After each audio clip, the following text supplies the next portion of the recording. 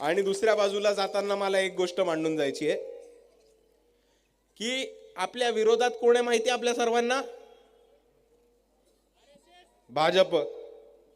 RSS निवडणूक नाही लढत ना, निवडणूक लढत असते तिकडे पण हरवलं असतं. पण आपल्या समोरात रिंगणात कोण आहे? भाजप. आणि दुसऱ्या बाजूला कोण आहे?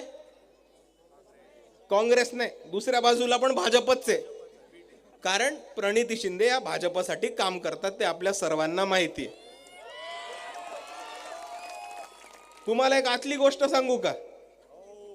बाहेर जाऊन नाही सांगणार, नक्की स्वतःपर्यंतच ठेवायचं. तर आतली गोष्ट अशी आहे की ह्या निवडणुकीच्याच आधी प्रणिती शिंदे या भाजपमध्ये प्रवेश घेणार होत्या. ऑक्टोबर महिन्यातच घेणार होत्या. बरोबर की नाही? बरोबर. तुमच्यातच ठेवा, बाहेर जाऊन नका सांगू. पण त्यांना फडणवीस साहेबांनी सांगितलं, थांबा, 3 महत्वाच्या निवडणुका येत आहेत. नगरपालिका येते, महानगरपालिका येते आणि जिल्हा परिषदच्या निवडणुका येत आहेत.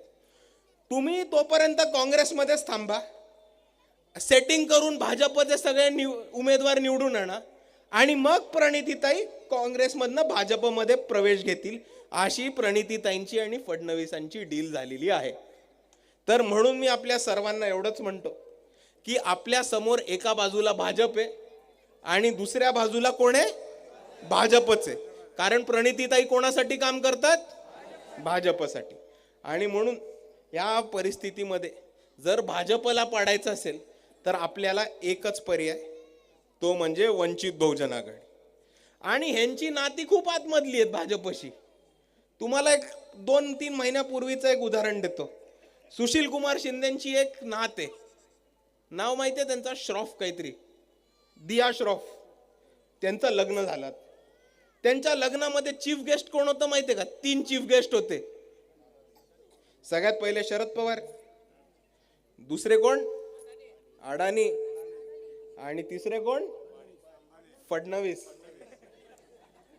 आता तुम्ही मला सांगा की हे भाजप काँग्रेस समोर समोर नाटक करतात, EVM वरती लढायचं, रस्त्यावरती लढायचं, पण ह्यांचे बिझनेस एक, ह्यांची लग्न एक, ह्यांची नाते गोते एक.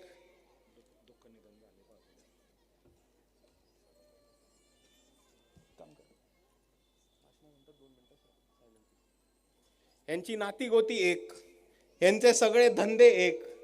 आणि प्रणितीताईंनी प्रवेश घेतला की ह्यांचा पक्ष सुद्धा एक. आणि म्हणून आपल्या सर्वांना म्हणतो की काँग्रेसच्या नादाला नका लागू. तुम्ही काँग्रेसला मत दिलं म्हणजेच भाजपला मत दिल्यासारखं होतं. हे मी अख्ख्या महाराष्ट्राच्या काँग्रेसबद्दल बोलत नाही, हे मी फक्त तुमच्या सोलापूरबद्दल बोलतोय. कारण सोलापूरची जी काँग्रेसचे अध्यक्ष आहेत, खासदार आहेत, त्या सरळ सरळ भाजपसाठी काम करतात. हे आता अख्ख्या जगाला कळून चुकलेले. पण दुसऱ्या बाजूला मित्रांनो, मला जाताना एकच गोष्ट सांगायची आपल्याला